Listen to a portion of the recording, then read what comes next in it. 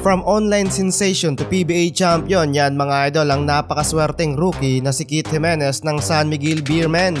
Matatandaan mga idol na siya ang lowest pick sa PBA kung saan kinuha siya ng San Miguel Beermen bilang 5th round at 76th overall draftee noong huling PBA draft pick.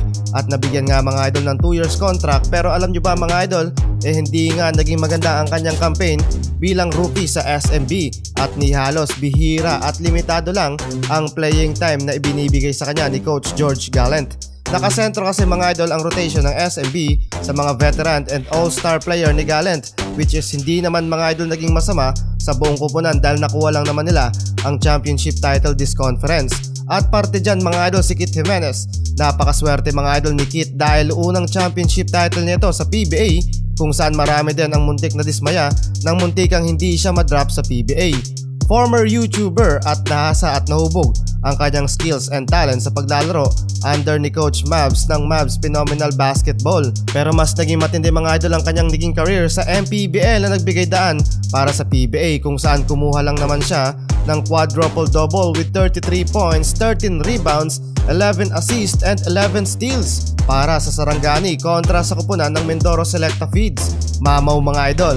As far as we know mga idol, kasabayan ni Keith Jimenez, Richie Rivero sa mga most popular player among 128 players na nag-apply sa PBA Season 48 draft. Bago mga idol naging popular si Keith Jimenez at naging isang YouTuber star, naglaro siya mga idol sa kolehiyo para sa Far Eastern University sa UAAP at sa Perpetual Health in the NCAA before suffering an ACL injury. Left knee mga idol ang nadali during ito mga idol sa naging laban niya kontra sa Lyceum of the Philippines University. At eto mga idol, humahanga si Keith Jimenez sa galing ni Terrence Romeo sa paglalaro ng basketball. At never to deny daw na solid fan siya ni TR7. Katunayan nga mga idol, sinunod ni TRX ang kanyang appearance sa dating postura ni Terrence kung saan sa prime time ni TR7 talagang masasabing magaling ito sa ball handling. At this time nga mga idol kasama na niya sa pagkampiyon ng SMB at na-sit out nga lang sa Game 3-6 ng PBA Finals due to ankle injury. Bilang 5'11" guard, siya lang naman mga idol ang pumapangalawang player sa Philippine Leagues at kauna-unahang player sa MPBL na nakakuha ng quadruple double output.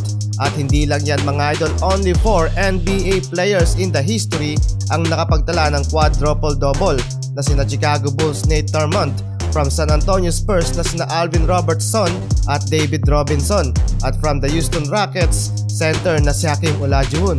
Naipakita lang mga idol na malakas din itong si Keith Jimenez. Swerte mga idol si Keith Jimenez, hindi lang dahil siya ang rookie ngayong taon sa PBA ang nakakuha ng championship title. Dahil din mga idol sa may magandang girlfriend siya at laging nakasuporta sa kanyang career.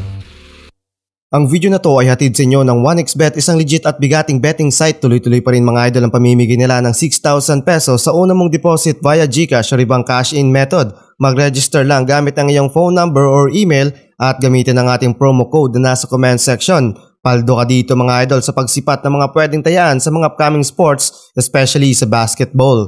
Huwag kalimutan mga idol ang ating promo code JLTV1X. Disclaimer lang mga idol, gamble responsibly.